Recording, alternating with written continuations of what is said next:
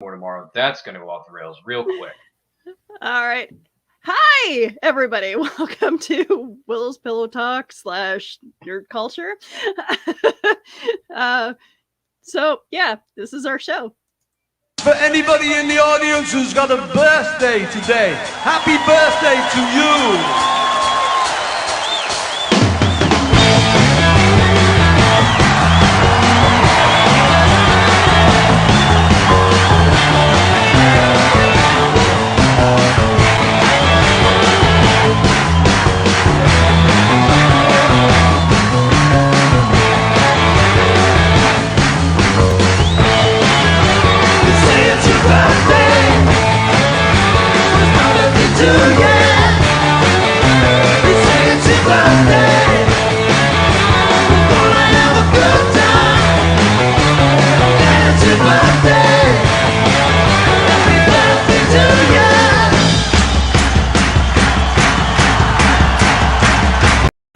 I wasn't sure if you guys wanted to let that go, but I wasn't sure if we were going to out, man.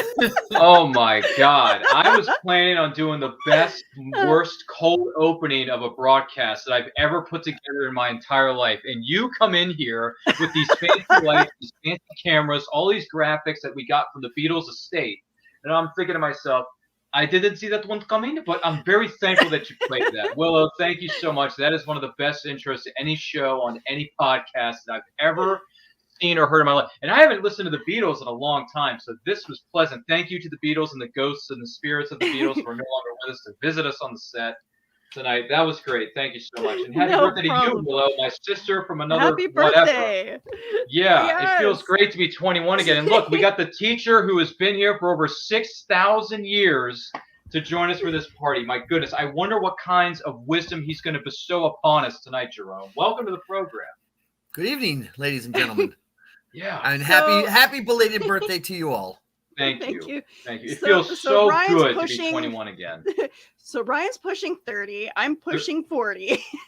Actually, you young whippersnappers. Actually, Willow, to give you just a real quick correction, I know that I'm going to get some of this in the chat. I am 34. That is the real number that I'm dropping this year. I am 34 years young, but I feel like I'm 21. I look like I'm 18.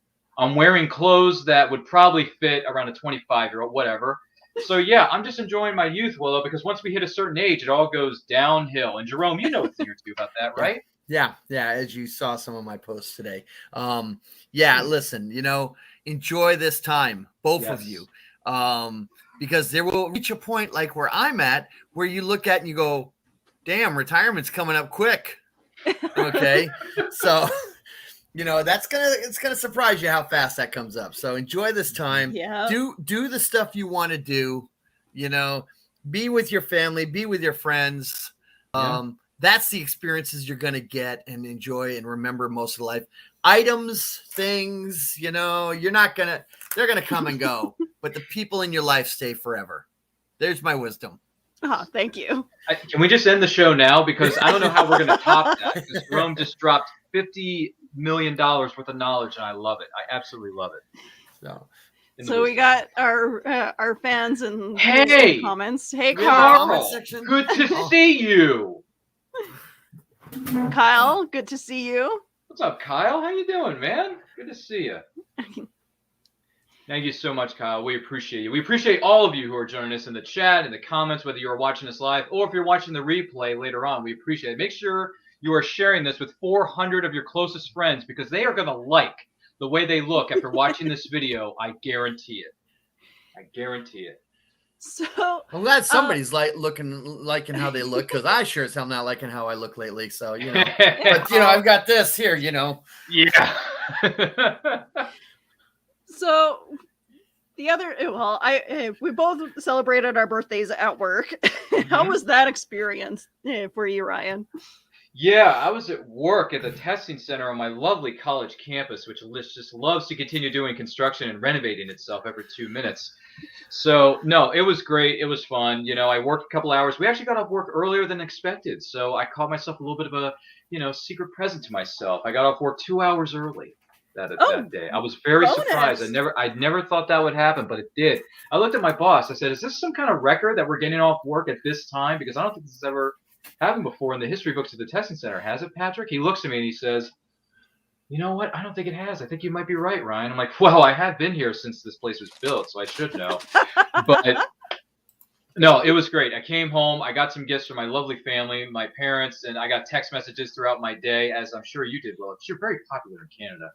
So I got tons and tons of text messages. I got a couple things on Instagram. I got a bunch of things on Facebook, because Facebook loves to let your friends know when you're having a birthday, and then you get 2,000 messages from like thousands of people you don't know how you're Facebook friends with them, but they know who you are and they wish you happy birthday anyway.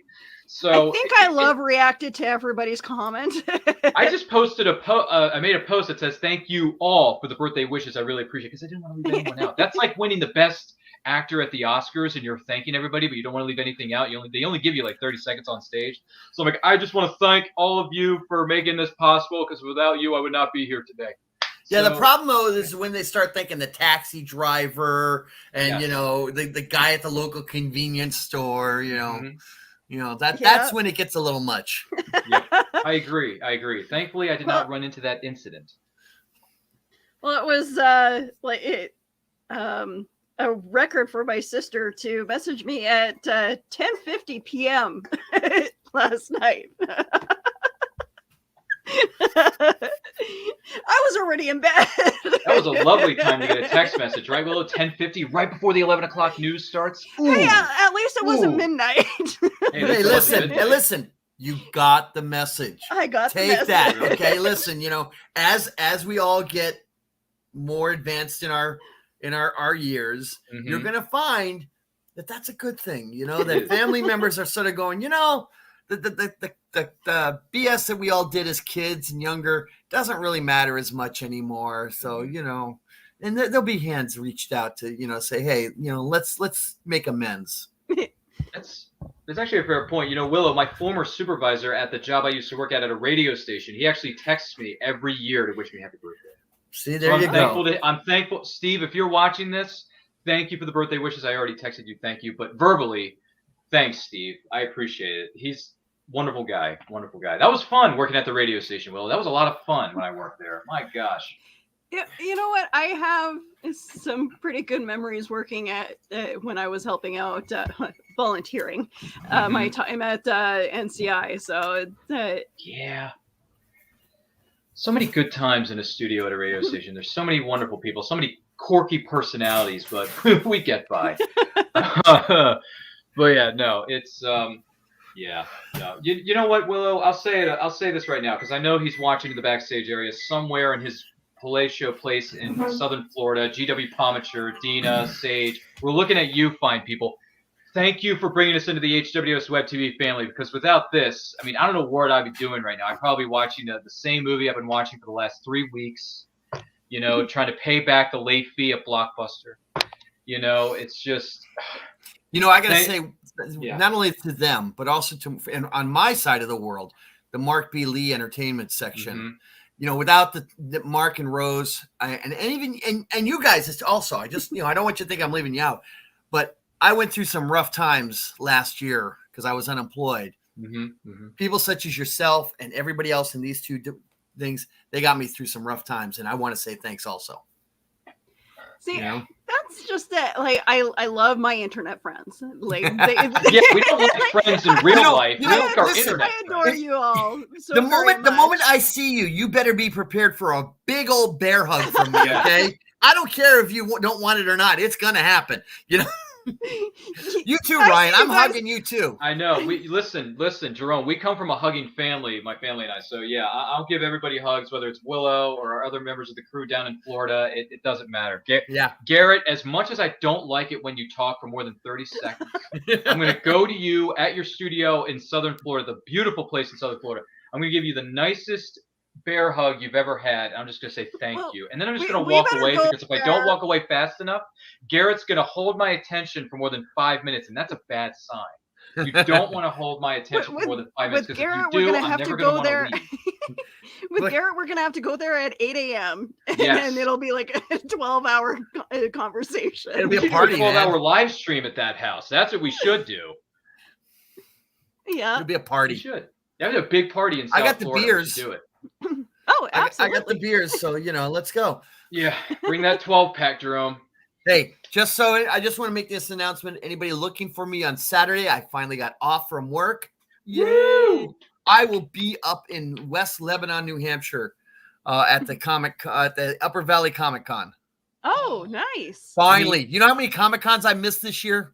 Oh, I keep seeing all the posts from you guys, Comic-Con and all the guests, and I'm just like, no. I've been waiting. Remember, I'm in Massachusetts. All the other cons are down in Florida that we see from our friends down there.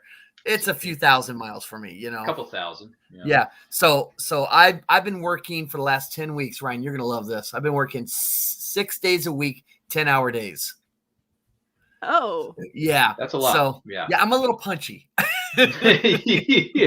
I don't blame you. My boss finally got me some time off, and that was yesterday, today, tomorrow, and Saturday. Yay! Bless your heart. I bet you're jacked up and excited to visit the vendors' tables. Any celebrities at this one? No, this is all local stuff. These are local celebrities. A friend of mine who did a really good a reverse gendered Dracula. I would highly recommend it. Nice. I'll send you the sure. Whatever the links. Links. That's what we're good at on social media. We're good at sending people links to stuff. Yeah, I got to see if Chris has a page on that. But it was it was an interesting book. He did it, a self-published. If memory serves me correctly, tomorrow is the start of spooky season, aka October/Halloween. So I know Willow's looking forward to that. Elvira, anyone? So. Oh yes, yeah. I will be. Speaking of Dracula, I should probably go back and watch Dracula Dead and Loving It from Mel Brooks. Maybe I should give that a rewatch. Nice. Yeah. I love that movie. Maybe some Leslie Nielsen love. I mean, No. Love at first bite. Although I will say, I probably am going to revisit the Universal monster films like Frankenstein and obviously Creature from the Black Lagoon is one of my all-time favorites. Claude Rains' version of The Invisible Man.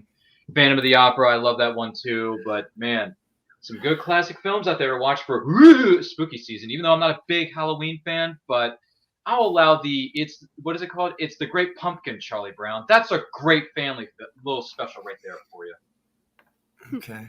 That's fun. I can't believe it. I'm already talking about spooky stuff, and I'm not even a Halloween fan. It's weird, Willow. What are you doing to me over here? Oh, right. You're the Christmas. Yeah, I like the more happy-go-lucky times, like Thanksgiving and Christmas and all that wonderful thing, like New Year's and stuff like that.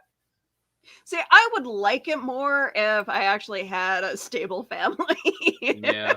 I will say this, though. The scariest movies that are going to be on TV this season, as they are every season, is those Hallmark movies. Whoa. Those are some scary movies. Oh.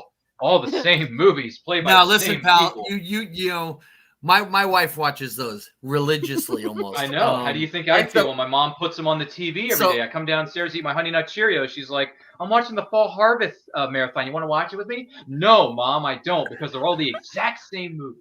Listen, pal, at some point you learn, because as I learned early on with my marriage, was everybody has their own unique weirdness. It's true. Okay, some watch Hallmark movies, some watch horror movies, some watch other weird podcasts, But we all have our strangeness, and embrace it and welcome it. They want to watch the Hallmark films. That's great, because that means some actors and cameramen are getting a job. So and they're over here filming those. Yeah, there you go. Willow, why have you not had a walk-on role or a walk behind you? Why haven't you been cast as a supporting actress? I could be an I extra. am extremely busy when it comes to work and doing the podcast. When do I have time to do what is this work thing? You don't Willow, need to you need to make time. Make time to get a good-looking paycheck from the executives at Hallmark, because I'm telling you. Once you star in one film, they're going to keep your name on the list. Like, okay, we're going to hire this one to come back every year. That's right. They recycle the actors. Trust me, my wife. I walk in and I go, wait a minute, wasn't he on 3 others? And she said, no, he was on 5 others.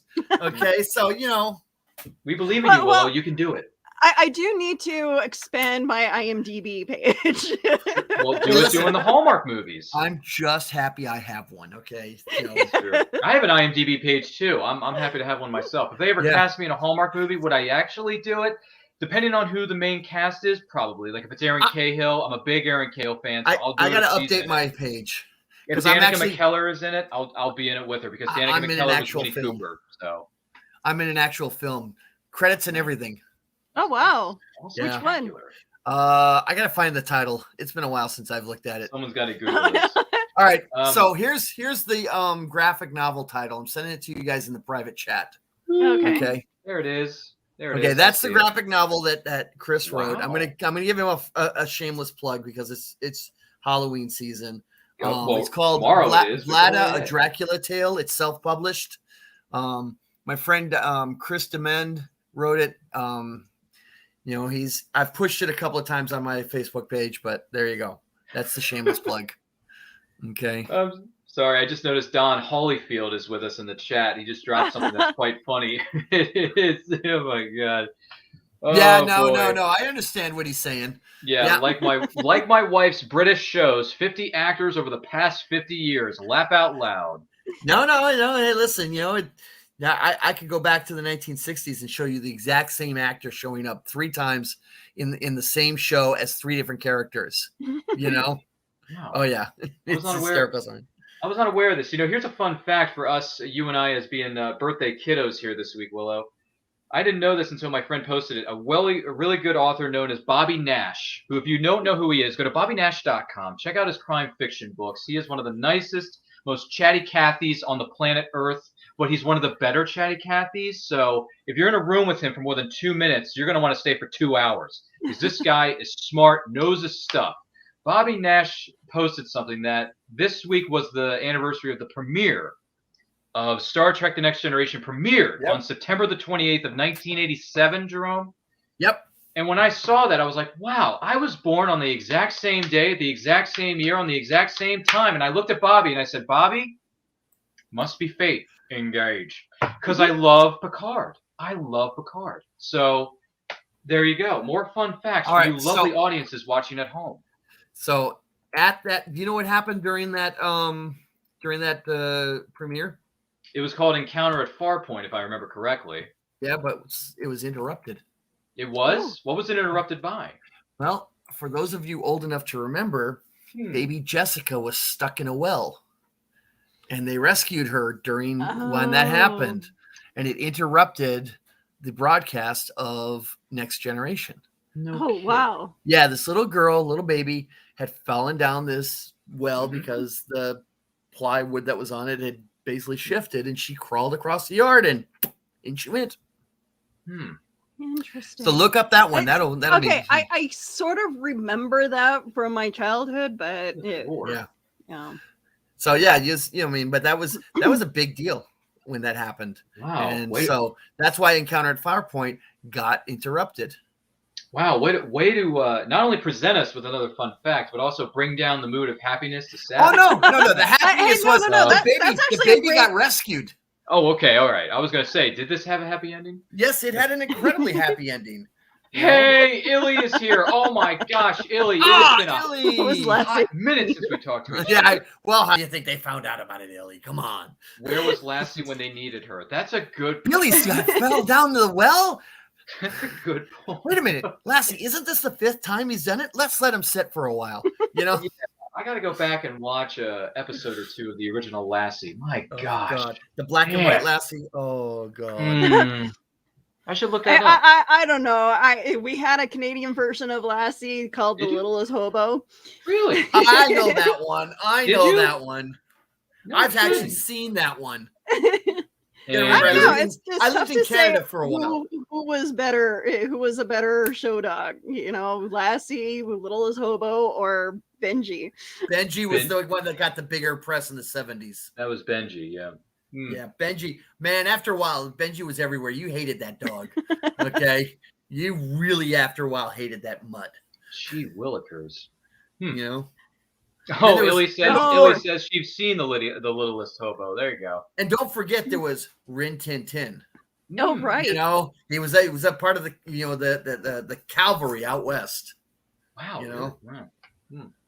Interesting. Apparently, Brian K. Morris's show has a lot of spammers. Don't bring them over here, please. No, please don't. No, let them stay over there on Comic Book Spectrum, which you can find on the Rising Tide Broadcast Network, which is another fine show led by a fine group of gentlemen, especially considering the fact that Willow, this Saturday, October 2nd, at 12 p.m. Eastern Time, I'm going to have a sit-down interview with Brian Rodman, a horror fantasy comic book writer and artist from Comic Book Spectrum, one of the co-hosts, one of the four horsemen, of that show.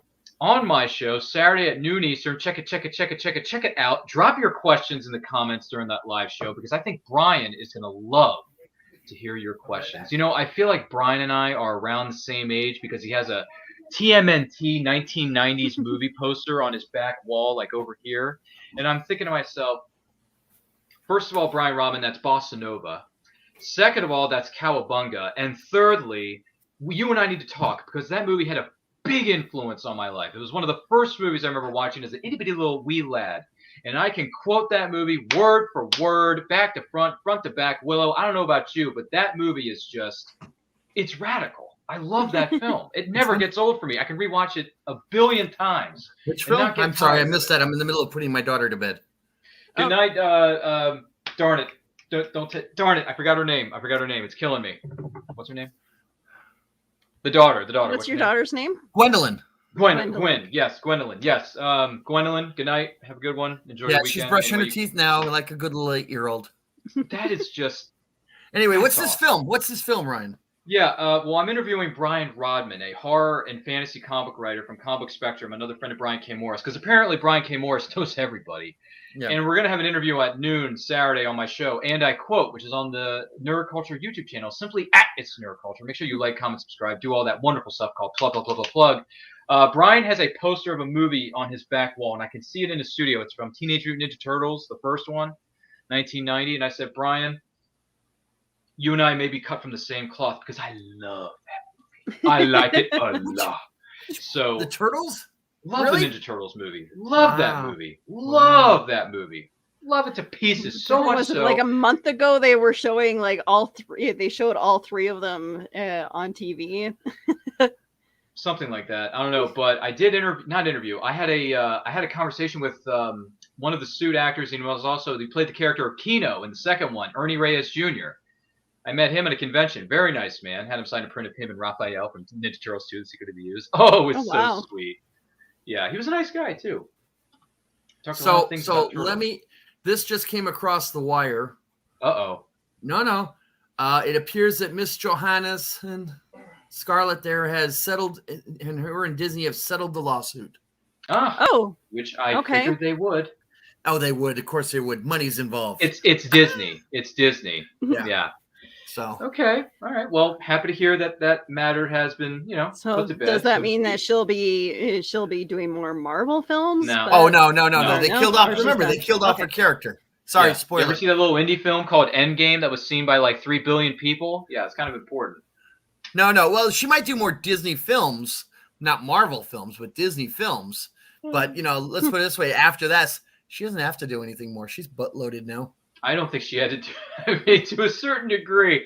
Yeah, after you've done a certain number of films and you have a nice paycheck with a lot of zeros behind it, I'm thinking, I don't really have to work anymore, so I'm just going to chill in my mansion. Why do you think Robert Downey Jr. is walking away? Yeah, that's true. Yeah, he was dump trucks full of money. Yeah, he was getting a piece of the box office, so so where's the birthday cake? That's a good question, Ilya. Ilya, that's by the way, someone posted a picture of what my birthday was. That you, Willow? That posted on my wall. This is your birthday cake. Eat it. It was Batman, right? Yes. That was a great Batman birthday cake. And who doesn't love? I'm Batman. Who doesn't love a Batman birthday cake? I grew up on Batman. All of us grew up on Batman in one shape or form or another.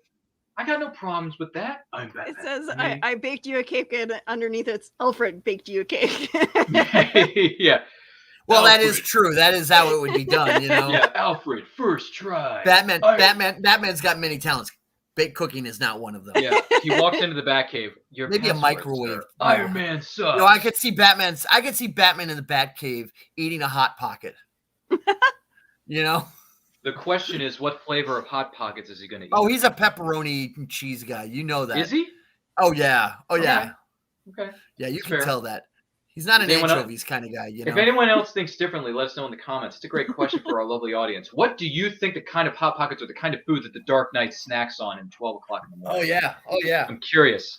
Oh, by the way, someone made this argument in a movie from the 90s. Everyone ever see Little Big League, that baseball film where the kid owns the Minnesota Twins? Okay. He looks at his two friends and he says, "You guys are out of your minds. The Caped Crusader does not eat fast food." Of course he does. Oh, absolutely. I mean, did you see the movie Okay. Batman Forever? I mean, he looks over at Alfred and he's like, "Can I persuade you to take a sandwich with you, sir?" "Oh, the drive-through." I mean, he's going to drive-through in Batman Forever. I've got an original strip from Justice League Europe, the annual. Okay, I bought the actual first piece of art. It was, whatever, of the Joker going through McDonald's fast food. Oh, I gotta see this. Oh Okay. yeah, I'll have to dig that out somewhere. Dude, I take a believe it picture was- of that and send it to us in the chat. Oh, I'll post it out. I'll post it on my Facebook. I believe it was when Batman Returns came out and Burger King had like a Yep. Batman meal. Yeah. Okay. Well, I know They the had Happy Meal, cups. they had the They- toys. Yes. Always. They had cups. I remember having the cups. Oh yeah. Well, the cups came in Batman Forever. They had those glasses, the special glasses that came out in Yep. '95 when Val Kilmer was playing the role, and I was like, yeah, I got those glasses from Mickey D's. Yeah, those were the good old days, Willow. Those were the good old days. Man, that's when Happy Meals and getting stuff at Mickey D's actually meant something. Yeah, He does have a point. yeah. That's when McDonald's had a purpose. Was it Kind of. McDonald's? Oh man, I could have sworn it was Burger What was King. it? I'm sorry. Yes, they did. Oh, Kearns, my boy Kearns. Listen, I got since he's here, can I talk about my friend Matthew Kearns for a moment? Willow? Absolutely. Because he actually did something special for me this week for my birthday. He really did. Kearns, I want to give you some credit here. Yes, I know you just did a live stream talking about James Bond. Thank you. That was fun, by the way. That was a good stream that you guys did over there. I'm talking a about Bond James fan. Okay, up sorry. to I'm No a Time to Bond Die. fan. Yeah, but anyway, Kearns did me a huge favor, and this actually leads into Halloween, Willow. My one of my jobs is hosting a Halloween party in a couple weeks, right?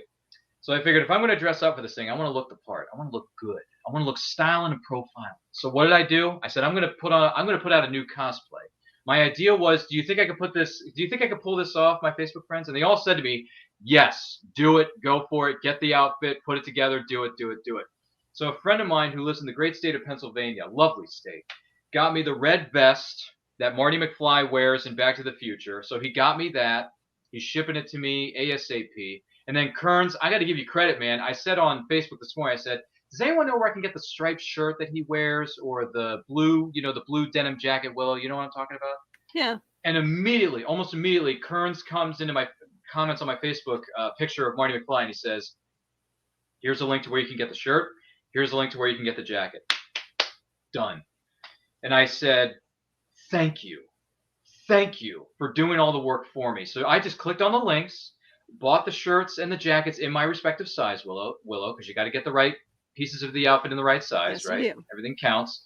So I was like, okay, this looks good, bought it, done, finished. So Kearns, thank you. I'm going to look so good as Marty McFly with the entire I'm going to have the whole outfit on.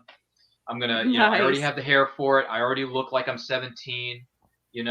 Granted, I have some stubble going on right now, so this is going to be gone by the time the party rolls around, Willow. Don't worry. This will all be gone. I'll look 17 years younger than I am right now. So, yeah, I'm going to be Marty McFly for Halloween, if not when I feel comfortable going back to conventions on my own time, on my own dime, I'm going to go as Marty McFly. So now I have 3 outfits in my cosplay arsenal. Yes. I know where to pick everything up already. Thank you so much, Kearns. You're the Mac Daddy. You're the man. So you're the Doc Brown to my Marty McFly on this occasion, Kearns. So thank you. You're the man. Don't get me wrong. By the way, Kearns, when you and I meet up, wherever that is, whether we meet in your home state or my home state or somewhere in between, I'm going to buy you a Pepsi Perfect. That's what I'm going to do for you. I'm going to buy you a Pepsi Perfect, like it's Back to the Future Part 2. So Willow, I cosplay as Clark Kent from Smallville. Mm-hmm. I cosplay as Indiana Jones, and now door number 3 is going to be going back to 1985, the year of our Lord, and I'm going to go as Marty McFly. How do you like Excellent. that, Willow? That is awesome. Yeah, makes my day. So thank you, Kearns. Thank you to everybody who gave me tips on where I can find this stuff. I really appreciate it. But man, I can't wait to put on my Marty. I just can't wait to put on a cosplay again, Willow. It's going to feel so good. If you want a Pepsi Pal, you gotta. Yeah. Look, hey, Kearns, just give me something without any sugar in it, all right? Something without sugar. I'm sorry, Willow. I don't know if you know this or not, but I really like Back to the Future. Have you seen that movie before? Absolutely. I have the trilogy. Oh, you own the well, let me ask you this. Do you own the trilogy on DVD, Blu-ray, or VHS? You know which format that you and your husband own it on? I want to say all of it because I'm pretty sure I'm pretty sure we have the VHS somewhere. That is, guess what? I have Back to the Future, the first one on VHS, and then I have the whole trilogy itself on Blu-ray for its 30th anniversary. That came out about 5 years ago. So there you go. Fun facts for you lovely people watching at home. Yes, Matthew Kearns, I love your quotage in the comments section. I love your quotage. By the way, I prefer regular milk, not chocolate. So if I were in that scene as George McFly, I would say, Lou, give me a milk, regular. And then he slides the glass over to me. And then I would drink it and walk over to my potential love interest, Willow, quote unquote. I would say, Lorraine, I am your density. What? What I meant to say was I am your destiny. Just, you know what I mean? Like, I would just have too much fun with that, Willow. We're having too much fun here. I'm sorry. I'm going off on a random... You know what? I would love to see the Back to the Future 3, Marty. That would be awesome. Yeah. Did Kearns said he was working on that? Is that you, Matt? Yeah. That said you were working? Okay. If you put that together, I want to make sure that when you introduce yourself to people at conventions, don't say that you're Marty McFly. You walk up to him and say, my name is Clint. Clint Eastwood. What kind of a stupid name is that? Like Mad Dog Tannen would say in the third one. I hate that name. I'm sorry, Willow. I'm going off on a weird tangent. We're supposed to be talking about birthdays and families and friends and all this other wonderful things. But... You know what? So Comic-Con is starting up really soon in my city, so I'm excited. There's a number of them in my neck of the woods that have gone up, and they're going back up again. As a matter of fact, if my outfits are ready, I think there's another one that's being held locally in my neck of the, not too far away from my neck of the woods, in November. Okay. So if that's the case, I can debut my new cosplay at that convention. Nice. I mean, it's cool to debut it at a Halloween party because it's Halloween. You're in the season of putting together a costume and stuff. But that's just Halloween. Cosplay at a convention is where it's at. That is the culture of cosplay. So if I can debut this baby in November, Willow, you might want to come down here to Maryland. Just saying. You know what? I'm gonna have to take a whole year of just traveling everywhere so that I can see. Because we have so many different internet friends that live in different parts of the country, including Brian K. Morris, who lives, I believe, in is it Iowa or Ohio? It's near those areas. Oh, let me see. Illy says that she is pretty sure she has never seen Back to the Future. Oh boy, is she being serious or is she? I think she's joking. Okay. We're gonna have to transfer that list of movies that you haven't seen and give it to Illy. Yeah, I don't think Illy has seen this movie, so we got to get her to see it because this is a problem, Illy. This is a very serious problem. Illy has never seen Back to the Future. OMG. She's never seen... I think we're just going to gather a whole bunch of people and just watch movies. Dude, we should just watch the whole trilogy. That's what we should do. Oh, no. You do not need to see the second one. Okay, well, maybe not this. I still like this not as much as I used to, Jerome. I'm with you on that. But still, you got to watch Back to the Future 1 and 3.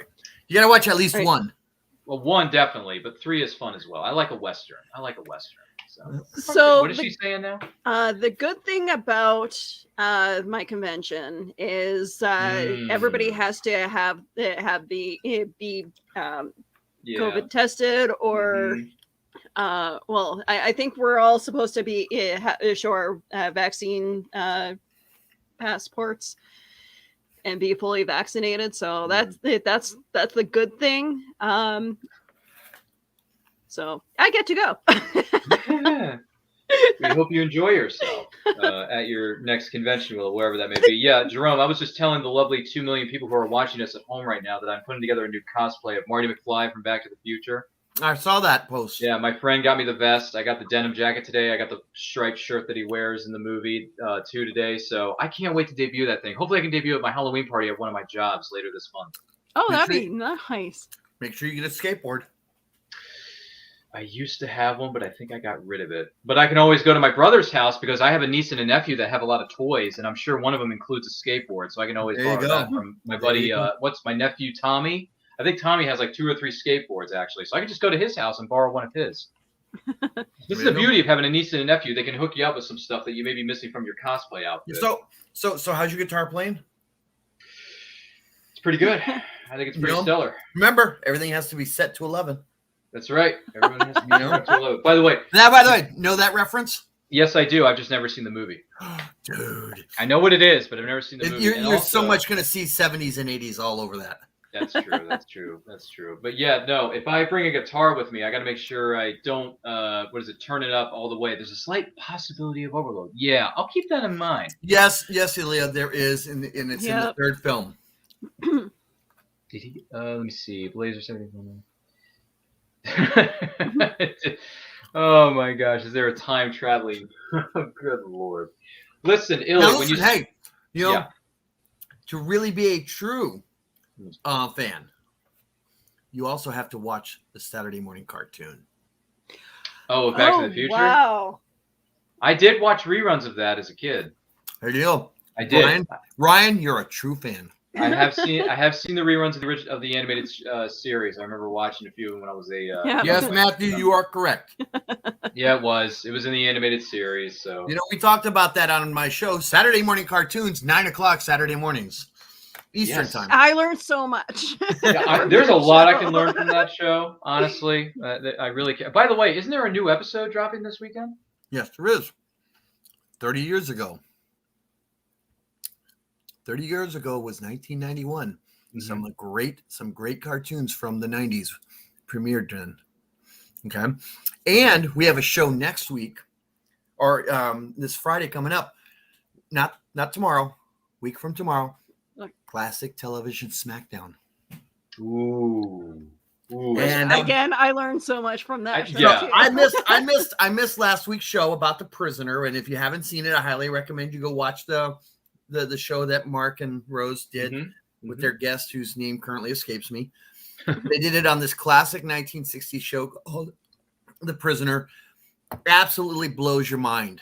It's a great film. Did they try to remake that show? The less said, the better. The less said about a remake of any show, the better. No, because some remakes are good. I'm just kidding. Yeah. That one was horrid. And it was a miniseries off of A&E, and oh my God. Was it A&E or AMC? AMC, you're right. AMC. I was thinking, wasn't it AMC with what's his face? Was it Jim Caviezel? Yeah, it was. It was Jim Caviezel, wasn't it? The acting was okay, but it was the writing and the story was just horrid. Okay. Because I like Jim Caviezel as an actor. I love him a lot. I mean, if you saw him on Person of Interest, that was on CBS for 5 years, you would know that show was awesome. So we're doing 30 years ago, which is basically in because last week was our 3rd anniversary show for Saturday morning cartoons. Woo! Yeah. Be glad you didn't watch our first show. It was horrible. Can you give us a little tease as to what of the shows that debuted in the 90s was that you're going to be discussing on Saturday's program? Well, let's see. There was Darkwing Duck, which is grew up on that show, and I met Jim Cummings. He's an awesome guy. Yeah. Got my autograph. Yeah. Hang on a second here. Let me just go to... Let's get dangerous. Yeah. So who's heading the show? Is it you or Rose? It's Rose. It's Rose. Oh, Rose is perfect for this one. She's perfect. Yeah, Rose is our one. And by the way, shameless plug for Rose. Yes. Okay. Rose has a book out, Warped Influences. Mm-hmm. If you have not read this book, you do not know what you are missing. Okay. That's the shameless plug for Rose.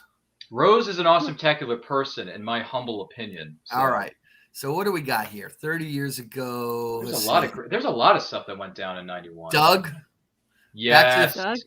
Back to the Future. By the way, 30 years ago, animation, Back to the Future. Oh, Rib! Wow! Right after part 6. How appropriate that we're discussing Back to the Future. Yes, that is beautiful. I love that. So that came out. Darkwing Duck came out, and Jim Cummings is a lovely human being. If you ever get to see him at a convention, go up to his booth, talk to him, get him to sign your stuff. Because Lord knows, I wish I had a DW Divida, but I didn't. But he did sign a ridiculously good-looking 8x10 of DW, and he says, "To Ryan, let's get dangerous. DW Jim Cummings," and I'm like, yes. My life has been made. Yes. Yeah. That was a good stuff, Jim Cummings. And also the fact that he does Winnie the Pooh and he does Tigger and all these 50,000 other characters, I don't know if you know this or not, but I actually like this movie. Not a lot of people like this movie, but I actually really like it. The live-action hybrid remake, Christopher Robin with Ewan McGregor, that came out a couple years ago. Mhm. I love that movie. That movie is so charming. And Jim Cummings coming back as Pooh, I was like, oh, like, it's so charming. It's so charming. If you have not seen Christopher Robin, if you have not seen that, do yourself a favor. Plop on your DivaDa or your Disney Plus account, because it is a good movie. And you get Obi-Wan Kenobi, General Kenobi, as a grown-up Christopher Robin. Who doesn't like that Willow? Oh my word. Rugrats. Yep. Oh my gosh. You know what? That show has not aged well, though. Sure it I has. don't like it very much. It's not No, very no. good. It's aged well. You've changed. I don't think that, to be quite honest with you, I don't think Rugrats or even Doug has aged all that well. That's just Okay, me. Matthew, we need to do a show. Okay, I'm glad I'm not the only person who remembers Cowboys of Moo Mesa as a little kid. No. Do you remember that, Willow? I remember going to my local library and checking out something known as a VHS tape of Cowboys of Moo Mesa, and I had fun watching that. Do you remember the theme song? It was pretty catchy. I can't recall it right now, but I do Going remember down the watching range, you catch some Cowboys of Moo Mesa. It's you know, look it up on YouTube after the show. I'm sure we'll have a jolt. I've actually heard of Rugrats, Illy says. Well, good for you, Illy. At least we're teaching you something. So yeah, so listen. Thanks by the for way, making as I me was feel saying, old, Kearns. Thanks for making me feel old by dropping what year you were just born. so you know, Ryan, they're redoing Darkwing Duck from the way they did new DuckTales. Oh, that's right. Oh, Right. Has okay. that series premiered yet? Do we know? No. I think Okay. we had this discussion though. Yeah, because Ryan. Yeah. When it premieres, you'll see it all over my Facebook page. Okay, Okay, so I'll know when to go on my Disney Plus and yeah, stream it. pretty much. Yeah. Nice. I'll be there. I might want to check that out because I am a big fan. I grew up on D. You need to go and watch the episodes on DuckTales that they did. Okay. Well, There was some really good stuff with the character. Okay. I did watch the pilot, the first episode of the new DuckTales. I just never got past the first. Oh, episode. 3 seasons on DP. Disney Plus. Yeah. Yeah, it's worth your time because it's actually, while you can watch the episodes individually, they have a huge story arc. Oh, okay. I was not aware of that. Mm-hmm. Mm-hmm. So DuckTales has a story arc. Darkwing Duck is coming back very soon on Disney Plus. Man, it seems like everything awesome.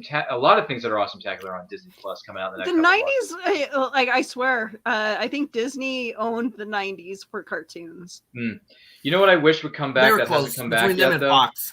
Yeah, that's true. You know what I wish would come back? And I actually brought this up to the actor who voiced this character. He's voiced millions of characters in his career, as many voice actors tend to do. But I had a conversation with someone named Rob Paulson. Paulson. Yeah. He was Yeah. he was the voice of, I believe it was I gotta get him Raphael. on my. The original, I gotta get him on my show. Yeah, on the original TMNT, he was Raphael. So I had a conversation. I said, Rob, let me ask you something. If they ever rebooted something known as Mighty Max, the kid who travels through interdimensional gateways and wears a ridiculously good-looking hat, would you ever come back and voice the character again? And he looks at me and he's like, absolutely, I would come back and do it. I'm like, if they reboot Mighty Max, I hope they do because I would like to see that. That was a fun show back in the day. So, here's one for you. I want you to think about. And ironically, this is not something I should be discussing on this show. Uh-oh. Because Saturday Morning Cartoons is supposed to be my show. Hey, Yeah, no. We're We doing love shameless discussing this plugs kind of all stuff, night. though. Okay. How many of you remember Reboot? Yeah. Yep. I was addicted to it. I actually recorded episodes. I think on either Prime or Netflix or even Disney, somebody has done the sequel for 20 years later Really? in the Reboot universe. I might have to look this up. I don't know think if I remember. heard about No, it, you and don't want to. It was The a original. great. The original, I don't know if I watched Reboot or not. I got to look it up and see if I remember it as a kid because right now it's not ringing a bell. It was incredibly naive and innocent. It was a great cartoon. I mean, it was. I loved it, but it doesn't age well because of the graphics from the 90s. Yeah. No. That's when the computer animations first started happening. Exactly. Yeah, that's true. That's a fair point. So- Interesting. So Reboot was an interesting one. I loved it simply because it was just some interesting concepts that they were playing with, about AI and stuff. Oh my Right. God.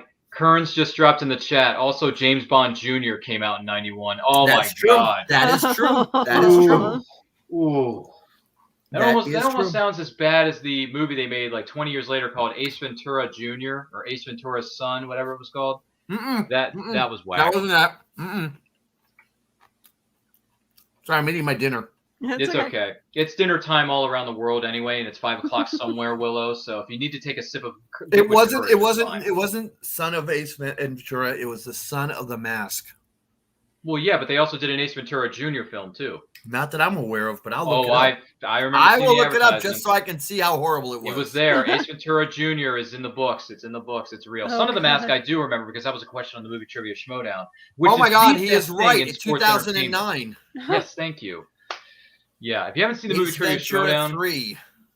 Yeah, check out the movie Trivia Schmodown. If you love movies and movie trivia, look up the movie Trivia Schmodown, the First Class League, because those guys are great, and it's sports entertainment at its finest, at least in my opinion.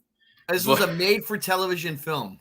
So it was a direct-to-DVD movie. You know, yeah. I think I jumped off the whole Ace Ventura bandwagon after the first one. Yeah.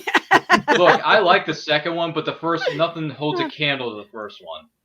The cartoon, like I remember, I think it was my foster mom who brought home a DVD of the cartoon, like the Christmas special, and I'm just like, what the f is this? Hey, listen, let me tell you a secret about that. I have Ace Ventura special edition DVD set, which comes with the 2 original Jim Carrey films, and it comes with a disc of select episodes from the animated series. I tried watching one of the episodes, and I'm thinking to myself, what the frack is this? This is dumb, stupid, pathetic. It makes no sense. I'm like, this is cuckoo for Cocoa Puffs. And then I turned it off, Willow. Yeah. So I do have some wisdom in my noggin. I may not be the smartest person in the room, but I do have some smarts. The Mask cartoon, though, was pretty good. I will have to admit, the Mask was, I liked it. I thought it was okay. I mean, I didn't like love it, but it was Look at it. Man, Kearns has got tons of memories dropping in the comments. My God, Kearns. Oh. I swear, Matt, Kearns, I think me and you will have to geek out soon. Yep. Because... Seriously. Hey, Willow, maybe you should have him as a future guest on Willow's Pillow Talk. Hey! He's welcome to join us now if he wants. I mean, hey, Kearns, if you're still up and it's not past your bedtime yet, because I know you're quite younger than I am, so you have a curfew. Somebody send him the link. If you're still available, jump into the let us know in the comments that you want to be in the studio, and Willow will send you the link. I promise you. You're going to like the way you look after being on the show. We guarantee it. Let's see. Illy says, I haven't seen Ace Ventura after seeing a recent clip of it. I don't think I ever will. That's an acquired taste, and I'm not going to shame her on that one. Okay. Fair enough. Jim Carrey's a very... Yeah, I saw that. Go ahead and send the link there, Willow. All right, here. Let me see. I got it right here. I'm friends with him on Facebook, Willow. But Jim Carrey's an acquired taste, you know? It is. I'll give you that. But it is funny though. I'm not disputing that. Oh yeah. I mean, but since it's Throwback Thursday and we're having a good time with this Throwback Thursday going down memory lane with how much titles that Jerome is throwing at us. Willow, what's your favorite part of Ace Ventura, the first one? Favorite scene, sequence. Favorite scene. What do you think? Or just favorite line? It doesn't even have to be a scene. It could be a line. Is there a line? I think we're he finds out that the female was Lois Einhorn, yeah. And he's trying to get like the taste out of his mouth. Yeah, that whole situation. I think that's the best scene. Mm-hmm. Okay. Well, that's fair. So anyway, there's a potential new show coming out starring me. So I'll off camera I will tell you guys about it, and I will need some input from you guys. Okay. Look forward to hearing whatever it is in the backstage area. Mm-hmm. So let's see. I'm not ready to make an official announcement yet, but when is coming? No, that's fair. Since this movie's coming out next week, even though I'm not going to be able to see it until a little bit later on, and whether it's theatrical run or where it comes out on Blue, because like I said, I'm not too comfortable going to movie theaters right now. But just out of curiosity, if I'm the only fan of this franchise, that's fine. I'll take the heat for this. But No Time to Die is Daniel Craig's last Bond film, and it's coming out next week in theaters on October the 8th. Is anyone else here besides myself a Bond fan in any way, shape, or form? Jerome, let me ask you something. Favorite Bond actor, favorite Bond film. What do you got? Favorite Bond actor has got to be Sean Connery.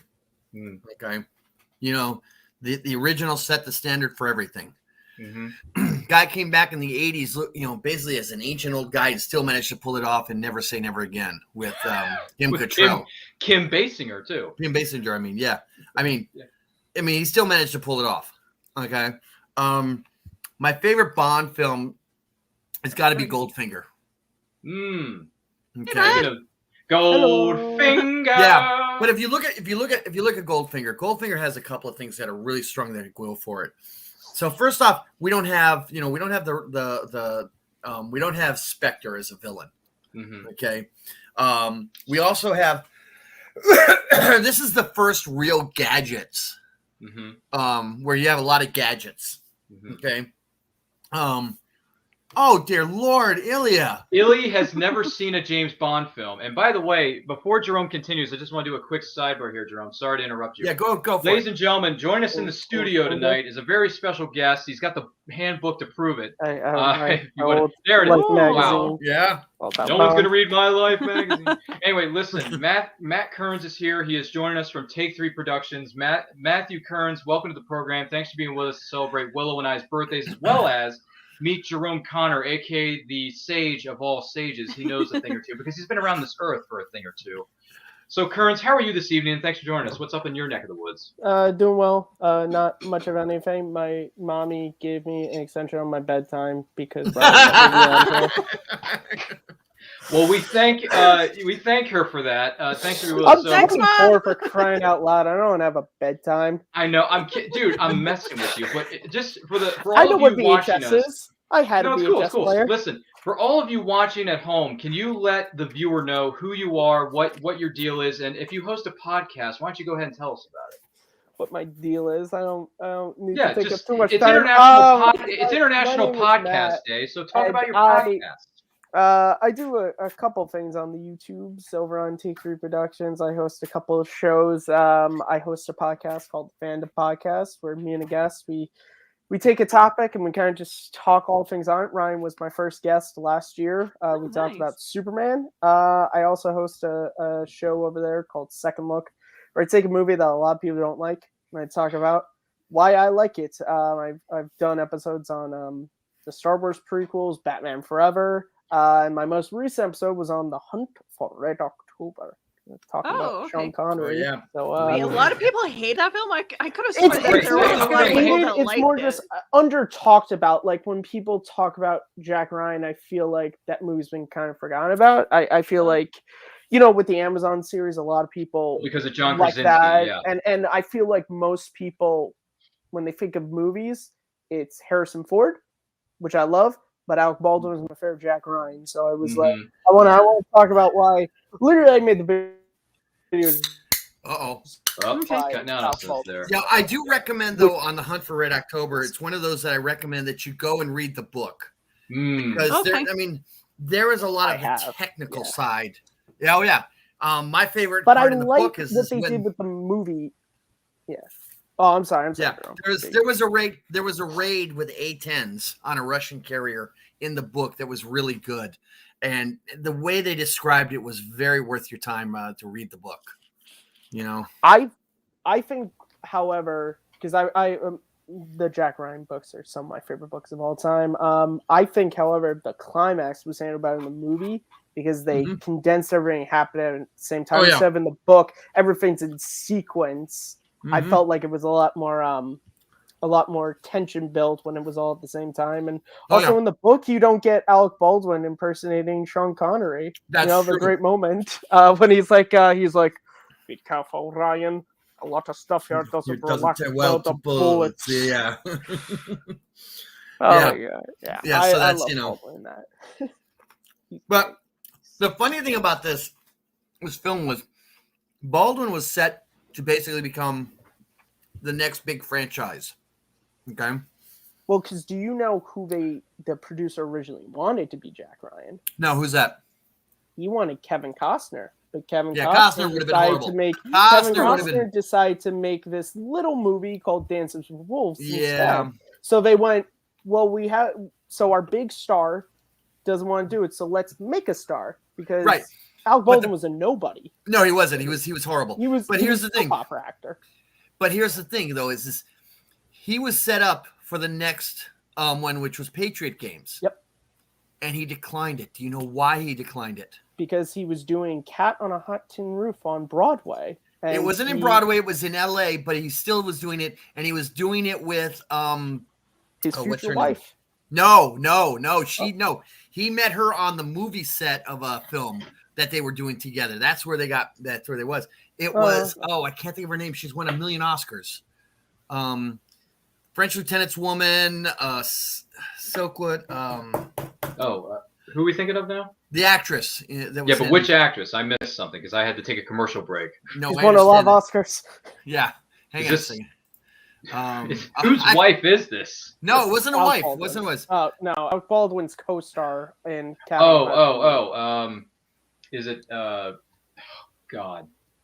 Hang on a minute, I'll get it for you. Oh wait, no, I was thinking of Harrison Ford's third wife. Never mind. No, Don't go there. I'm thinking of the girl from Supergirl, who's Meryl Alec Streep. Baldwin doesn't like Harrison Ford. He was doing a play. He was doing a play with Meryl Streep, and he didn't want to stop doing that play because he was scheduled to do this play to go do Patriot Games.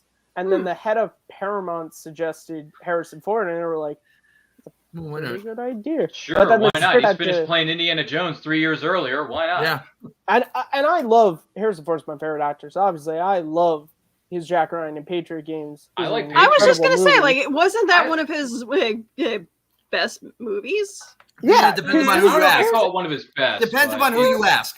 Harrison Ford was the king of the movie heroes because in the 80s and 90s, because he was Han Solo, he was Indiana Jones, he was John Book, he was Jack Ryan, he was Rich Kimball, and then he was the president of the United States. President of all time. He was the president of the United States on an airplane, aka Die Hard on an airplane, Air Force One. Yeah, but they'd already done that. They'd already done that with Wesley Snipes. To say that Air Force One, it's a Jack Ryan movie. Some people like to say that Air Force One is actually like Air Force One. I thought it was pretty cool. I mean, it's basically it's like Han Solo going up against Commissioner Gordon. Yeah, but see, they'd already done the Die Hard on an airplane with Wesley Snipes. Yeah, Wesley Snipes did it called Passenger 54. Oh, you mean Passenger 57? Yeah, 57. Yeah. Wow. Okay, I remember seeing a poster for that. I haven't Kurt seen Russell the movie, and Steven Seagal's attempt with Executive Decision in '98. That was a good Die Hard. That was also one name.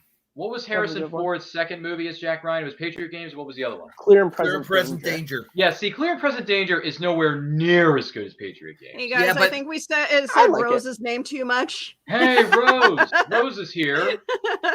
Again, hi, Rose. Shameless plug for Rose. Go out and buy her book, Warped Influences. Do it. Get you on can it. Catch her on the NBL Entertainment Channel, which is also hosted by HWWS on Saturday morning cartoons and Classic Television SmackDown. Okay, we love plugging stuff here, Kearns. Well, we love Rose. Let's not kid ourselves. Sorry, this Kearns, is about didn't mean Rose. to interrupt you, but this is about Rose. We love Rose, man. You got to realize how much we love Rose. Plug away. Okay. I mean, if it was my book, they wouldn't plug. Okay. Listen, Jerome, I've had the pleasure of interviewing Rose on my program, and I quote, and she was a great guest. She was great. She's fabulous. Yeah. She definitely knows her fandoms. My goodness gracious. Can she? Man, she knows a thing or two. I'm telling you. Very, very smart. Brilliant. Yeah. Yes, by the way, she's giving you even more credit here, Jerome. Look at this. It's in the chat. I saw that. It's a beautiful thing. Yeah, no, listen, The Hunt for Red October, I just saw that movie for the first time last year. And I got to tell you, I like it a lot. It's tension-filled. It's got great actors doing great things. And you got Scott Glenn in there. I mean, you got, who's the other one? Isn't Courtney B. Vance is in that? Is that true, Courtney B. Vance? Sam Neill. Sam Neill. Oh, Sam Neill. That's it. Sam Neill. Dr. Grant. No, Courtney P. Vance is in it. He plays the radar detector. Exactly. No, dude, that is one of the best, like, tension-filled movies I've ever seen. We share the history. No, if you like the sub-film genre, there's a lot of them, but they were usually mostly World War II films.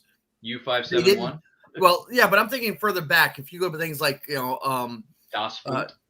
Das Boot, which is considered the greatest sub one of all time. Wolfgang Peterson. But you look at things like Run Silent, Run Deep, all of those from World War II are great. But you got to realize, though, that The Hunt for Red October, basically, the actors weren't the stars.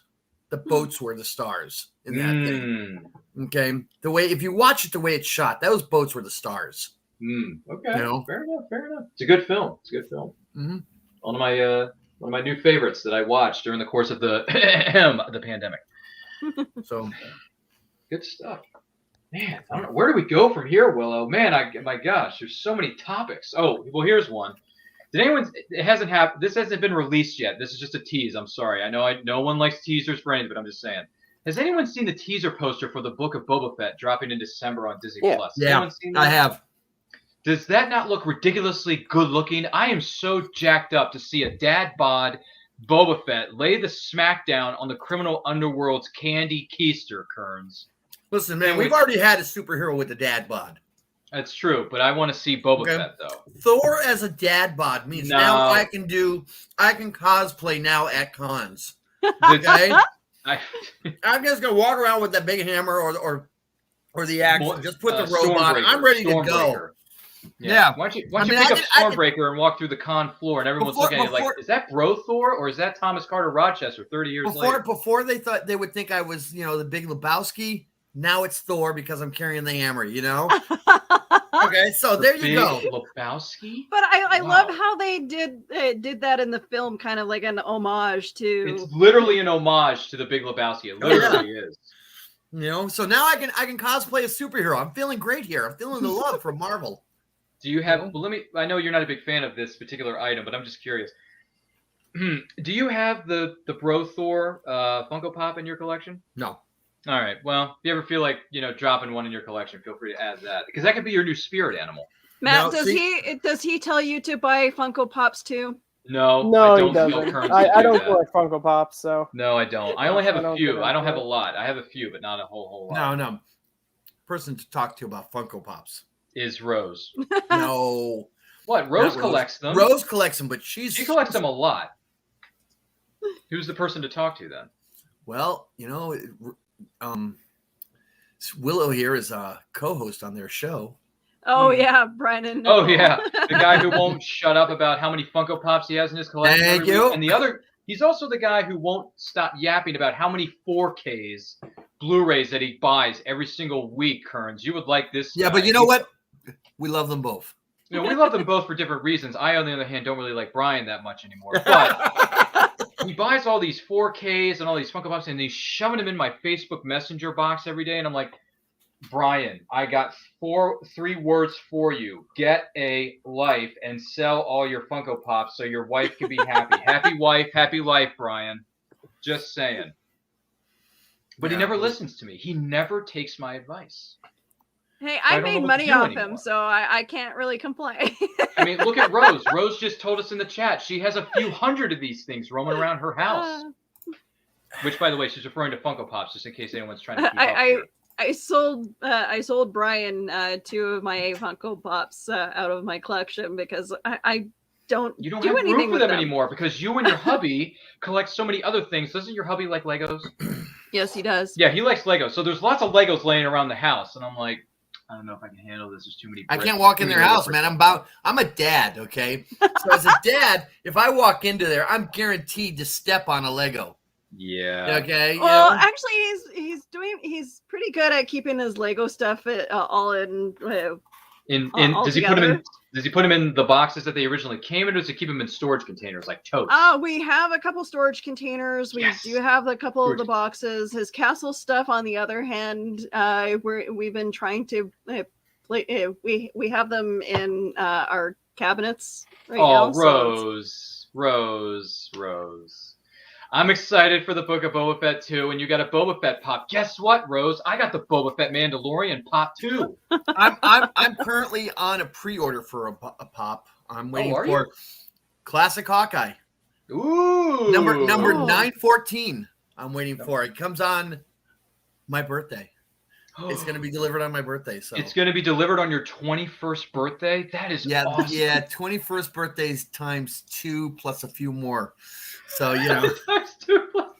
listen, significantly more than that too, by the way. Hey, listen, it's all good. Age is just a number, Jerome. It's just a number. Yeah. All right, Matt, what do you collect? Yeah, what do you collect? Do you collect anything other than your Timothy Dalton James Bond posters? I don't even have a Timothy Dalton James Bond. Dude, you love Timothy Dalton as Bond, and I you don't have a do, poster but of him? they don't sell. I collect a lot of things. I collect comic books. Yes. Okay. Oh, look at that comic book. 89. Batman 89 that just came out recently. That's good. Well, issue 2 came out recently. Oh, issue 2 came out. There you go. As well as issue 1 of Superman 78. Okay. It's awesome. Superman 78. I collect Star Wars figures. Okay. The Look at flashback those photos. vintage cards. Is that, yeah. Flashback. Nice. So, there's- Mhm. Oh boy, that's Jake Lloyd's Anakin. Oh my gosh. Yeah. I collect a lot of things actually. I've never really been genuinely asked about what I collect. I collect toys, games, Hey. movies. Toys, Oh, games. me and Joe are big into like the Ghostbusters Whoa. stuff. So That's Ghostbusters. But that doesn't look like a thing from Ghostbusters. It looks they- more like a toilet. well, No, that they looks like the re-released- animated. They re-released the toys from the animated series. And it's so called a fearsome flush. Boy, I'd hate to meet Yeah. that guy's parents. Yeah, that's yeah. I was gonna say that looked like the animated one. So we So have Willow, thoughts Yes. on the new Ghostbusters movie coming out? Ghostbusters. you know what, I'm excited for that for it. Me and Joe have been waiting for a very long time for this 35 movie years. to come out. I gotta say, I liked the remote control trap. Yes. You know, Mm. I thought that was a clever idea watching that. You know, but that in the gunner's seat, but that's another subject in and of itself. But and did you notice who they're chasing downtown? Is it Slimer? It is might have- Slimer. yes. Oh, Slimer is has back, huh? returned. Yes, he has. Okay. I was curious because I saw a huge cloud of whatever came up in that trailer. I'm like, it's probably Slimer more than likely. But hey, it's all good. Look at who they got in the cast. They got Paul Rudd, who never ages. So there you go. He's got to be the new Dick Clark. He found the Dick Clark, fountain of youth. He does have a beard in this movie, though, so that's a little different than when he was in the Ant-Man movies. That's how you know he's aged. Is the fact that Paul Rudd can grow a beard, even though he barely had a stubble in Ant-Man's 1 and 2. Yeah. Are we going to have to cut him open and just sort of count the rings, you know? Do we have to do that, though? Well, I don't know. We'll see. But yeah, I think this one has a lot more potential than the last Ghostbusters that they did. Well, the female one, they could have done a lot better. Look, I'll say this about the female one. To me, it felt like it was a lot of little sketches that they tried to pile together. I mean, the male, Chris Hemsworth. Yeah. The secretary. Freaking funniest thing I saw. He was great in that movie. You know, he really played that. He's got some comedic chops. Right. You know, but like I said, there was lots of little sketches. Like they had pulled this, you know. It was like SNL. Sections. Right. Well, but it was more like they wrote sections at a time and then went, this is great. We should make a movie about this. How are we going to make it all together? And that was what I think their problem was. Yeah. Do we have a release date on the new one? Do we know when the new November. Wasn't it? At first, it was like November 11th, but then is it coming out before Thanksgiving weekend? Yes, I think it is. Hang on a second here. I'll look. Well, there you go. There's a reason to be thankful, Willow. There's a reason to be thankful. Ghostbusters 3, which is, by the way, 35 years very late, but it's still coming. I don't know. So at least you got it. I think something that is being released on November 11th, which is November Rocky 19th. vs. Drago. That's something to be Which thankful one? for. Rocky vs. Drago, the Sylvester Stallone director's cut of Rocky 4 is being released on November 11th, one night only. Rocky 4 that I don't care for? Okay. You know, I saw that one in the theaters. That was as far as I need to go. Yeah, I'll be honest with you, Jerome. I did a binge watch because I never saw all the Rocky movies. I did a binge watch of all of them, and I got to tell you, Rockies 4 and 5 are just they're just terrible. I'm sorry, can't do it. You know, I watched Rocky 4 and all that stuff, and it. just like, yeah, I'm good, thanks. You know, but the first 3 are really good. Yeah, the Ghostbusters Afterlife is coming out on November 19th, so that should be before Thanksgiving. It kept getting pushed back because of COVID. Well, there you go. You have reasons to be thankful for, Willow. It's coming. COVID, the Afterlife and then of Ghostbusters is coming. There's another film that's coming out on the 19th. Joe, you know what that movie is. What movie is coming out November 19th? Do we know this? I think he's asleep. Uh-oh. Sorry, the hubby's asleep. This is what happens when you go past 8:30 in Canadian time.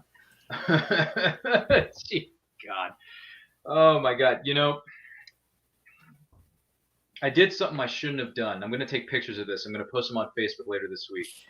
I went on a website that Brian Wenslock. Brian, I'm looking at you, and I blame you for everything that's happening in my life. He pointed me to this website called Love to Get Media, which sells DVDs, Blu-rays, and vinyl and all that kind of stuff, Willow. And I must have bought like 20 Blu-rays and DVDs in the span of 2 days. Okay. Maybe more. So on the 19th of November is not a lot of stuff coming out. Ghostbusters, King Richard, Come On, Bad Luck, Banging, or Looney Porn, and Mothering Sunday. Sunday, yeah. What were you thinking there, Willow? I could have sworn there was another film coming out on the 19th. If you're curious, Willow, this weekend, Venom Part 2, Let There Be Carnage is out. Yeah. Oh, okay. Which I don't care for because the first Venom looked like garbage, so I have no interest in seeing Venoms 1 and 2. See, okay, that's just it. Like, the trailer for the first one looked awful. Seeing Carnage on the big screen, but I don't know if I like Woody Harrelson portraying him. I don't understand the appeal of these two villains. I don't get it either. They're killers. They're mass murderers. It's like, they're Spider-Man villains. That's what I'm saying. Like, how can you have a Venom and a Carnage movie without Spider-Man? Like, that's like having a joke. Well, granted, they did it with Joker and they did it okay. But that wasn't the Joker. I don't care what it was their own version of the Joker. That was not the Joker. And don't get your hopes up. I don't know, Ryan. They did okay with a Joker film about Batman and all his villains and Jim Gordon. So I mean, how can you have a Spider-Man movie or a Venom movie without Spider? That just doesn't make any sense. I don't get it. Yeah. Who's this? Rose is saying, oh, she ended up liking the first Venom. Yeah, it wasn't bad. I saw it. I didn't think I'd like it either. It wasn't bad. I mean, I thought it was going to be horrible, but, I watched it and I went, it was entertaining. Am I going to watch it again? Probably not. But, if you haven't seen it, just grab a bowl of popcorn, sit back, just watch the pretty pictures. Try not to think beyond that. Yeah, I was going to say, you can always turn your brain off. Pretty much. That's exactly what I was going to recommend, Ryan. I'm glad you're reading my mind tonight. You're welcome. I try to do things nice for people. I don't know. I'm not really a nice guy, but I try to be. Oh, for Carnage, God. I had always hoped that Steve Buscemi would. Steve Buscemi as Carnage. I wouldn't mind seeing that actually. Come on, he would be an awesome creepy villain. I mean, so you don't need to make him a super villain. Just let him be him, right? Is that what you're saying? He can just be Steve Buscemi. Actually, what is he doing right now? Oh, he's doing the Miracle Workers. Miracle Workers on TBS. Yeah. Which is called Miracle Workers Oregon Trail with Daniel Radcliffe, a.k.a. Harry Potter. Yeah, didn't he play God in season 1? He did. He was God in season 1. And I was like, really? Really? Okay, interesting. But in this one, he plays Billy the Teen. I'm like, dude, there's no way you're a teenager, but you have to play on his words. And I'm like, that's kind of funny. And then he's like, I mean, it makes sense. There's a clip of Daniel Radcliffe as a priest in the carriage with what's that? Oh, I'm talking about Steve Buscemi. He does. I don't know what comedy figure was, but everyone always uses the gift to be and handsome, and he rolls up with a backwards sign. He's like, "What's up, my fellow kids?" So I guess it makes sense. Oh my God, he's doing a Hotel Transylvania. Right. He plays the he's the werewolf in those. He's Wayne. He is. Yeah, I believe is it Hotel Transylvania Part 4? Is that what they're at? No, it's called Transformania. Yeah, but is it the 4th installment? It is the fourth one. It's the 4th one. Yeah. I forgot. Yeah. Wow, they're just milking the cash cow for that one. They are milking the cash cow. Let's see here. Basically, the monsters become people and people become monsters. Didn't they already do that in like 3 other movies? Johnny's going to become a monster. Oh, interesting. All right. Isn't wait a minute? Isn't the Addams Family Part 2 supposed to come out this month in October? Yeah, it's coming out. I believe it is or something. I think it's coming out this weekend or next week, isn't it, Kurt? I think it's this weekend. The Addams Family Part 2. I think it's this week. I've been seeing all the advertisements for it. So, which, by the way, they were airing the original Addams Family movie last night with the late great Raul Julia and Angelica Houston. October and Christopher Lloyd. Speaking of Back to the Future, which is tomorrow. Wow, there you go. So if anyone's looking for nice family fare that won't scare the bejesus out of everybody in the room, Check out The Addams Family too. It's a nice, happy-go-lucky film, I'm sure. I mean, they're creepy and they're kooky, spooky and ooky, as the theme song says. Just do the snaps. Dun-dun-dun-dun. There you go. See, Willow knows what I'm talking about. Hey, I grew up watching the original black and white one, so it's... Wait a minute, you watched it? Wow, I grew up watching the animated series on Cartoon Network. Do you remember that? Yeah. It wasn't bad. Like, I don't think it was terrible. I enjoyed it. Listen, I got a rare one for you, okay? If you can find it, find the Scooby-Doo new mystery movies where it's Scooby-Doo and the Addams Family from the 1970s. No kidding. Oh. Yeah. It was not released on DVD due to the fact that the owners of the Addams Family did not want Hanna-Barbera to have the rights to that. Oh, wow. Speaking of things that debuted in the 90s, there was, granted, this movie's nowhere near as good as the original two with Angelica Houston and the late, great Raul Julia. By the way, rest in peace, Raul Julia, for sure. Does anyone remember Addams Family? What was it? Addams Family Reunion, I think it was called, Kearns. You remember that? Addams Family Values. No. Addams Family Reunion, the one with Tim Curry and Daryl Hannah as Gomez and Morticia. Do you remember never that one? seen that. I know of it. No. It was on Fox Family. It was on Fox Family back in the day. I did watch that one. Yes. Yeah, I believe it was called Addams Family Reunion. Look it up. It's online. 1998.